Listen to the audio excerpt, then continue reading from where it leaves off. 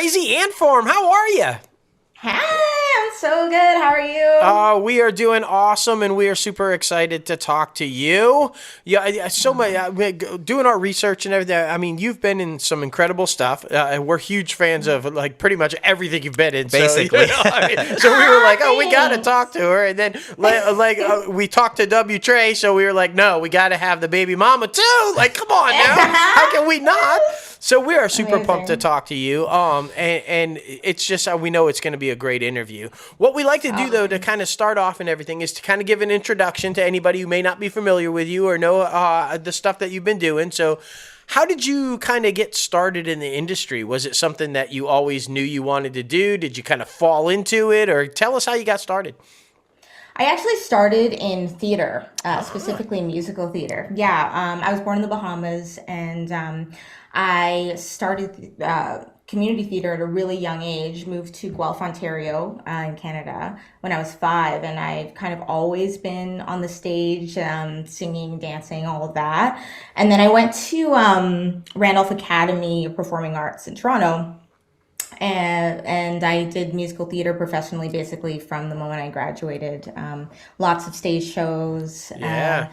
I was on Broadway for a hot second, and and and kind of organically, but also sort of by mistake, stumbled into film and television when I moved to Vancouver, because there's a lot going on here. But it was really late in my career that I actually started working in film and TV. Oh, that's so interesting. And yeah, we've had some different theater people on as well. And I am a fellow thespian, so I always love talking about this specific aspect. So when you were making that transition, because, when we're on stage, we're performing to the back, we're trying to project. But now you're in front of that camera and they're catching every tiny detail in your facial expression. So talk about that transition a little bit. What was that like? Were you still overperforming when you were making that transition?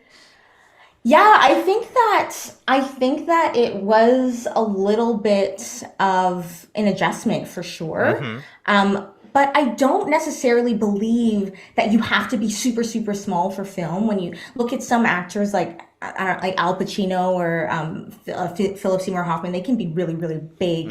But I think it's just commitment and really trusting it. And if there's something real behind it, you can pull it off. But definitely, when I first started in some film classes and stuff, I would definitely be performing not for the camera and being a little broad, a little less specific. But it is an adjustment. But I think that you can find a balance there. And it doesn't have to be so minuscule or so quiet. Well, now you've had success in film and television, so do you find yourself still jumping back on the stage every now and then? Because we've had so many people tell us that that's like where you hone the craft. That's where you do. That's where you do your get all your work at. Do you go back every now and then and get on stage as often as you can? I do. I do. When there's a project that really speaks to me, I'll go back. But it is kind of it's a hard balance because especially in regional theater, they're really long contracts and it can be it'll take you out of the film industry for some time if you agree to something, and there are a lot of possible missed opportunities in film if you commit to a long run of a show. Yeah. So they have to be pretty special and specific for me to want to get back on stage. But I do love theater with my whole heart. I think it's so great. And I think it's important that all actors do some theater. Right. You know? Completely agree. Because I feel like, you start to figure out what specific specialties you have, like specific mannerisms and movement. We normally talk to people who they try to be very method, try to get in their head and how would this person do that. But a couple weeks ago, we actually talked to someone who was like, no, I want to research how people actually move. Like a person in this situation, like how would they walk towards somebody, or what would their movements be like when they're getting redirects or things like that. So I think that's always very important to come away with in theater. And we never really touch on the longevity of theater either. So when you're on a show that travels all around either the world, the country, the states, all the good stuff, on average, how long does that normally take? Well, I've also my longer contracts have been at repertory theaters like the Stratford Shakespeare Theatre Company and the Shaw Festival in Ontario, where you'll be doing a show. You'll be on that contract for 9-10 months. Oh, wow. And, when you get into a place where you're doing 8 shows a week, what can be really lovely about that is how your character develops over time and over repetition. And, there's something really, it's so different from film where you're actually performing your character's arc in chronological order and living the full experience of that 8 times a week. And the way that it shifts audience to audience, because they're sort of the last cast member, that energy exchange that happens that you don't really get in film. I think that really helps to develop your craft, getting used to doing that for so long and kind of staying true to your story, but adjusting to the different audiences and the time that you've had to kind of grow into that character. It's I think it's really valuable. That's very interesting too. And when comparing it to film and television, because sometimes films leak into like a year-long shoot, but very rarely. You'll get like a 6-month shoot here or there.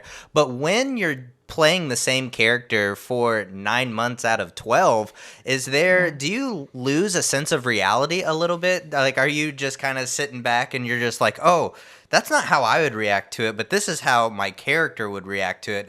Do you kind of lose yourself a little bit in those time spans? I don't think so. I think really it just locks in. Okay. And it kind of becomes you get to a point where you could almost do it on autopilot because it's a part of you, and you can kind of go through it and still be kind of knowing in your head that like you could almost be doing your grocery list and still be putting out the work. Like it becomes such a part of you because of the repetition of it. But I don't really think that, I'm not really method like that, right? But I don't think I really lose myself, no. Well, and then the flip side of that, and the challenges with film and television is unless you're lucky and you get that 5, 6, 7 season arc, right? You have to try to develop that character almost immediately because you don't know how long you're going to be able to play it. You don't know how long you're going to have to feel out and play and see that character develop. So that's a bit more challenging, right? And especially too, if you're like not a series regular or you're just making little guest appearances, it's go because they have deadlines that they have to hit because they have to air on a certain day, and so you don't really necessarily get that chance to build the character. What's your approach for that, and how do you get around that? Because especially on shows like for Fire Country, for example, like there's a whole story there between your character and so what's your approach for that, knowing that you don't have a whole lot of time to go into that? How do you do that? Preparation is key. The fear doesn't really go away. You're always going to be nervous on set, always. Right. But being courageous doesn't mean that you don't feel fear. Like, you feel it and you move through it anyway. And I think that the best way to combat fear moving through it is preparation. So, for example, with something like guest starring on Fire Country, if you're lucky enough that the show has aired, the first thing I always do is watch the pilot to get a sense of the origin story, and then I watch the most recent episode aired to get a sense of kind of what the tone is at, where the tone is at now, especially if it's been on for many, many seasons. A lot can shift.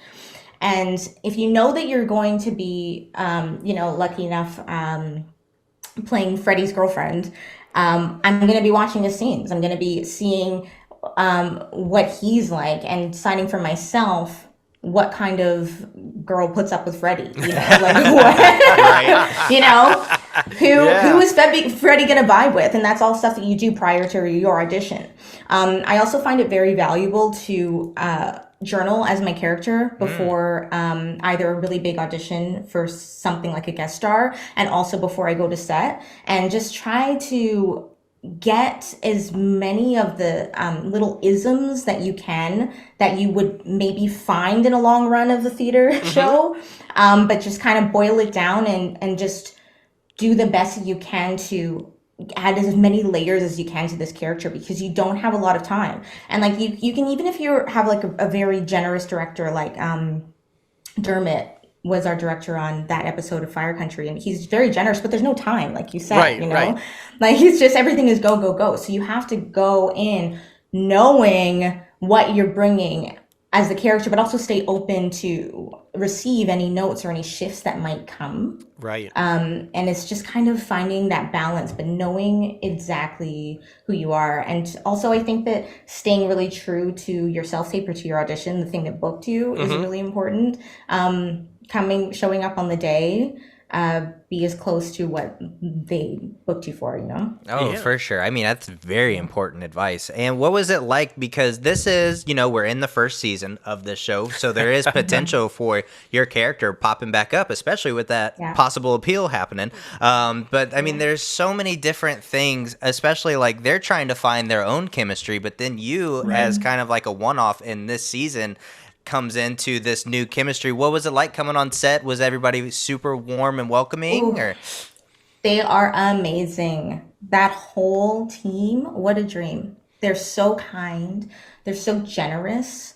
It's such a lovely space to work in, such a safe space, like that was a crazy scene that I had to do. Wild, episode, yeah. I was giving birth all day. And they were all so supportive and just so lovely, the whole team. And I just felt really welcomed because when you're a day player, like a guest star, you go there and there's already kind of an established family going on. They've been working together days and days and hours.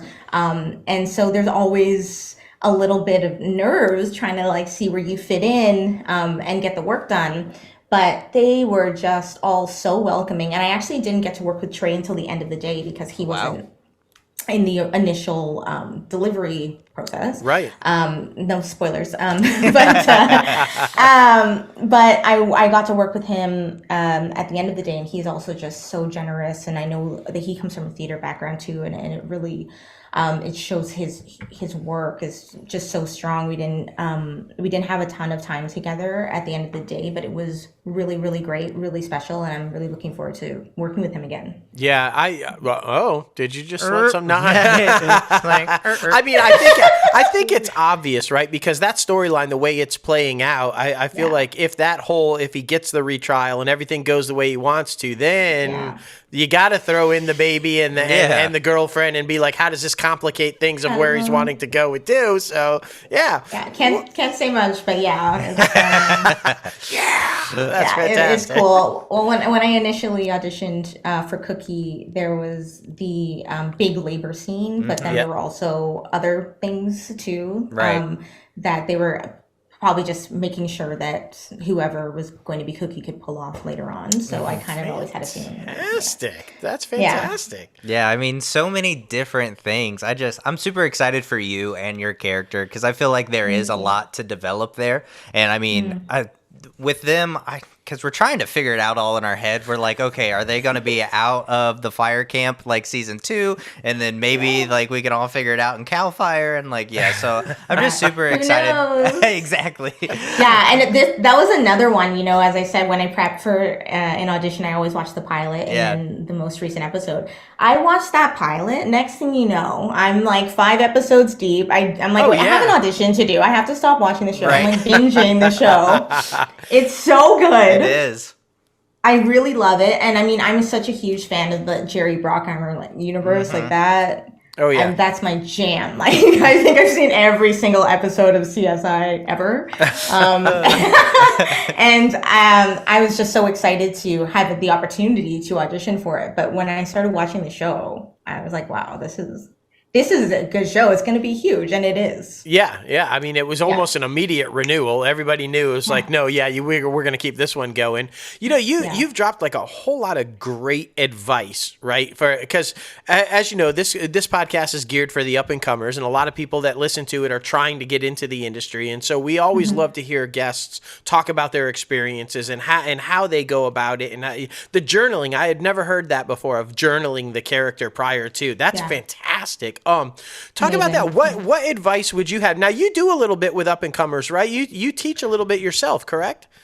I do. I have a company called Booked and Busy, and I do mainly one-on-one audition coachings, and I also do one-on-one scene study work. But I've just recently, and I've been working on this for a while, but I always have to pause whenever I get a gig. But I've just recently started a group coaching program that's called Breaking Down the Biz, and it takes you chronologically from booking the audition through to everything that happens leading up to and on set, and just all of the like business side and the technical side. Like, I think it's so important because when you're new to it, everything happens so quickly, and you can end up being really frazzled, and it's hard to sometimes focus on what you're there for, the acting, because there's so much going on that you're trying to kind of pick up on while you're trying to do the work. So I just work with people to basically, they book an audition, and then I give them their call sheets and a script to break down and all of that, and teach them about, wardrobe, table reads, all the stuff that you don't really learn anywhere else except for going through it, Right. trial and error for years and years. And just, I think it's just really important for us to try to be supportive for somebody. I kind of want to become the person I wish I had when I first started, Yeah. transitioning from theater to film and television, and just kind of sorting it out as I went along, Oh, for sure. I think that advice is like super important because we are also a film and television production company, writing our own stuff. And right now we're sending out sides for people to send back self-tapes and things like that. And it's just that little extra step, I mean, we have this one scene where there's a character that's laying down in bed that wakes up on a FaceTime. And when you get a self-tape back where the guy's actually laying in bed and like has a cover over him, I'm like, you can just tell that he went that extra mile to put in that time and effort. And it's just like you said, the smallest little things that stands out to the casting director, producer, anybody. So I think that's very important. I think especially now in this world of self-tapes, casting directors are seeing more auditions than ever before. So it's really hard to stand out in a stack of auditions. They're getting thousands of people submitting for one role, and they can now watch, 100. Whereas before, when they were trying to break it down into slots in the room, there were only a certain amount of people that they could see because of time. But now the opportunities are many, many, many. But that also means more competition, and it's harder to stand out. And like you said, when you're building a self-tape and you see somebody who's gone the extra mile to tell the story for their audience and really understand what's going on in the scene, it's kind of a no-brainer. They're undeniable. And then you remember them. And, it's like, even if they don't book the gig, you're going to remember that guy for the next time you want to work on something else, right? Exactly. Yep. And another thing that I like that you highlighted is business. Because I think a lot of the young people coming into it have these wide-eyed dreams of the art, right? But they forget that it is a business, and there's so much more that you need to know and watch out for when you start to get into it, right? Or it can go badly. And so I'm so glad that people like yourself are out there saying, look, there's a lot of stuff you got to know and got to look out for, and there's a whole different side to this than just the acting, and you've got to be prepared for it. So thank you for doing that, because I do think so many people go in not realizing that, and they don't catch on to it, and it ends badly for them. So to have somebody guiding them along is a great thing. Yeah, and a little statistic that I was listening to a different podcast. It's about entertainment news the other day, and all of those jobs are out there because right now the amount of television shows compared to pre-pandemic are insane. Like they were talking about like maybe 150, 200 shows like all year. Now it's roughly like 600 shows a year. Way more. Since the pandemic. There's a reason why you feel like you have no time to watch everything. Exactly. Like you're like, oh, I heard about this show. Well, I can't watch it because I'm watching 10,000 other fucking shows. Like it's insane. But I just think, you know, the opportunity is there for somebody to build up that resume, and it's such a beautiful time for the working actor like yourself. So I love it. Exactly. I love it too. I really do. I mean, with the existence of streamers, I mean, is there even a pilot season anymore? Like, there's a new show Literally. all of the time. Exactly. Like, Yeah. You're not even kidding. Yeah. I mean, it's Yeah. just absolutely amazing. So one thing we want to talk about though, because we've been diving deep into this lately, and because I feel like it's becoming more and more relevant and becoming more and more prevalent in our industry, and especially our industry, because it is one that's built on, and we like to call selection, not rejection, but it is. You have to have some tough skin. Talk about the mental health aspect of it and how you stay positive and motivated when you are you go and you audition 20, 30, 40 times and you get one, right? And the Yeah. stretch in between. How do you stay positive and mentally sound in a genre like that? Well, I think most importantly, I like that not rejection, selection is great. I also like to say it's not rejection, it's redirection. You know, Yeah, you yeah. listen, you know, it's like it's something else is around the corner. But I think that for me, what's been most helpful, meditation for sure, keeping centered. But I think that in this world of social media, that phone can be either your enemy or your best friend when it comes to these social apps. Um, to avoid comparison, you know, stop comparing yourself to other actors because everybody, as you said, has such a different journey. Nobody's journey looks the same. So I think that learning to cultivate your social media feed in a way that is positive and really inspiring to you, even if you even like learn to unfollow people who are not giving you the right vibes, even if they're a friend of yours and you are somehow jealous of them, just Right. mute them. Yeah. Just mute them and move on because and you know, and I don't necessarily think that jealousy is bad. I think that jealousy can be a good indicator of things that you maybe want because you're not normally jealous of things that you don't want for yourself. Right. So it can be a good way to see, hey, I feel a way. I think I want something that this person has. What did they do to get there? It Right. can be a good indicator. But comparison, completely useless. It's you're not going to learn anything. You're just going to hurt your own feelings. And I think that it's important to avoid that and to just remember that being you is your ticket in. Being exactly who you are. That's what they want, and nobody else can duplicate it. And just remembering to focus on that and know that it doesn't all have to happen right away. And don't stress about your timeline because there's no such thing as late bloomers and there's no such thing as being too late to the party. You can start at any time. Anything can happen at any time. I love that story of who plays Walter White in Breaking Bad? Bryan Cranston. Yeah. Bryan Cranston, you know, he got his big break on Malcolm in the Middle in his 40s. Yeah. You know, Yeah. it can happen at any time. Octavia Spencer got her Oscar in her 40s, Yep. you know, and she was a working actor all the way up. And there are peaks and valleys on their way to those monumentous moments. Yep. So in order to take care of yourself on your journey, I think it's just about trying to stay positive, trying to stay centered, and remembering that anything can happen at any time and to be ready, you know? I love that. I love that. And it's so important because there's all of these different elements and these different obstacles that present themselves every single day. So you have to, you know, hone yourself, hone your mental health, like just bring it all in and be able to assess the situation without, you know, overreacting. Everything's reactionary, so it's all about how you react to things, and I think that's so important.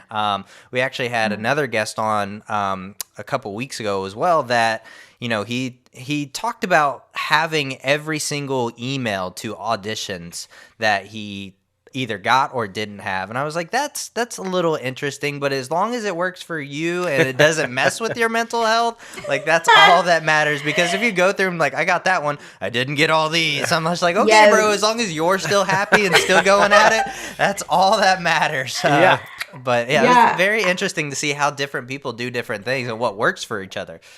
I will say that I used to log my auditions. Yeah. And I've recently stopped. And that this is now working for me where I let it go. Yeah. I do the work and then I let it go. But before I used to, you know, look at the numbers that is not the way for me. I feel It is you. not the way for me. Yeah. But whatever works, right? Whatever Exactly, works. exactly. And I like Yeah. too what you said, because it kind of goes back to when you were saying getting ready for a scene or getting ready for a self tape, and about preparing, right? Being prepared. And I like how you went full circle there, because the industry is not linear, right? It's anything but a straight line. It's all over the place. Yeah. But I like what you just said about always be prepared, because it's going to happen at some point, and if you're not prepared, you're not going to be good to go. So to always be prepared, knowing that it's all over the place, but be prepared anyway, because it's going to happen. I love that. I think that's solid advice.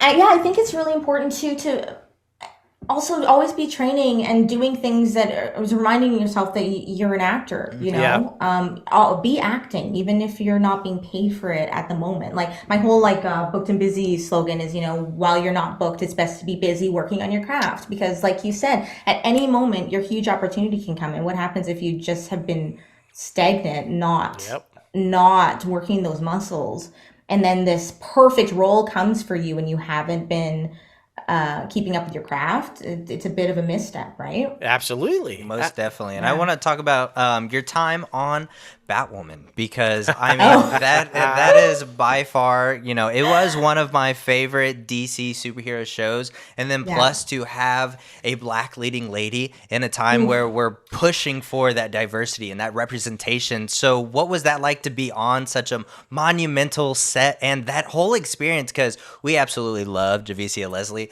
So I mean, it's our goal to get her on the show. We're like right there. She is amazing. Yes. Okay, first of all, two separate things, because first of all, I was on the first season of Batwoman that was not starring Javicia. Oh my goodness. It was Ruby Rose, which is wild. But I met Javicia while I was doing a musical called The Kink in My Hair here in Vancouver, and she was shooting The Flash, and she came to the show, and what a light. I love her. I love her Batwoman. She is incredible, and I am so glad that they put a person of color in that role, and she kills it. Also, fun fact, when I did the first season of Batwoman, Dermot, the director of this first episode of Introducing Cookie, was my director of that episode. Oh, that's awesome. Look at that. Yeah, which is wild. Also full circle. Right. Weirdness.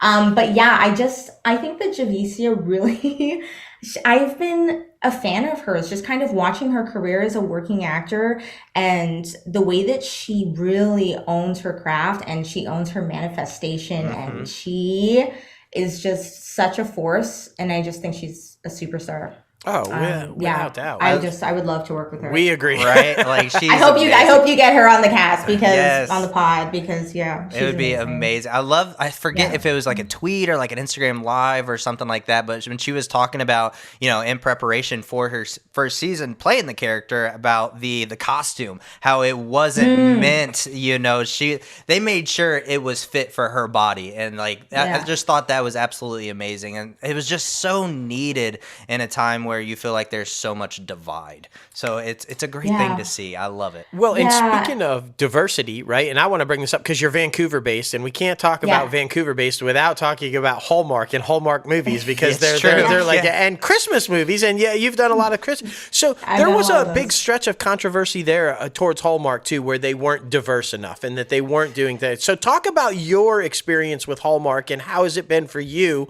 And have you seen that change in the path of the company, of where they've gone and the future moving forward? How do you, what's your thoughts on that? I have seen a change in them, and I feel as though they are listening and reading the room a little bit. Yeah. And things are starting to, I coached an audition, for a Hallmark, a few months back, that I think is it's like a lesbian couple's wedding. Okay. So I'm like, oh, That's awesome. I see you. Okay. Here we go. Let's do this. I think that they are starting to kind of catch up with the diversity. And I mean, working on Hallmark movies is a trip. Because Crazy Ant Farm, I mean, that's the film production is wild. Right. So much is going on. There's nothing like shooting a Hallmark movie. That they are so overly ambitious. Like they're they're shooting these full feature length in like 12 in days. like 10 to 14 days. It is wild. Everybody's on deck, and a lot of the times those teams have worked together a bunch, Yeah. like the whole crew, and the way it's magic happening before your eyes. Yeah. What they get done is wild. And a lot of them happen here in Vancouver. And I am seeing the diversity starting to happen behind the camera Fantastic. too. More women directors. Yes. Teams are starting to flesh out a little bit that way. And I feel like we're still not completely there, obviously, Correct. but we're getting closer. We're getting some traction for sure. We're seeing more people of color in leads. Yep. And obviously I'm here for it. Yeah. Love it. Yeah. Love it. Oh, Yeah. my goodness. Well, listen, thank you so much for coming on the show and getting a little crazy with us and talking about your life, your career. I mean, it's been such a blast. Honestly, anytime you want to come back on the show, just reach out, let us know, and open I invite. would love to. Anytime. You guys are so fun. Well, and Thank you. especially since you may have dropped a little spoiler hint The little that hint. we have reason to see you again. Potentially. Who's to say? Yeah. Who's to say? Who knows? Who knows? I love it. Well, listen, it's all about social media now. So where can people follow you? We want to direct everybody towards your way. I'm at Miss Kat Reynolds on Instagram. And also my coaching business is Booked and Busy Coaching on Fantastic. Instagram. Fantastic. Yeah. Absolutely. And love it. bookedandbusy.ca.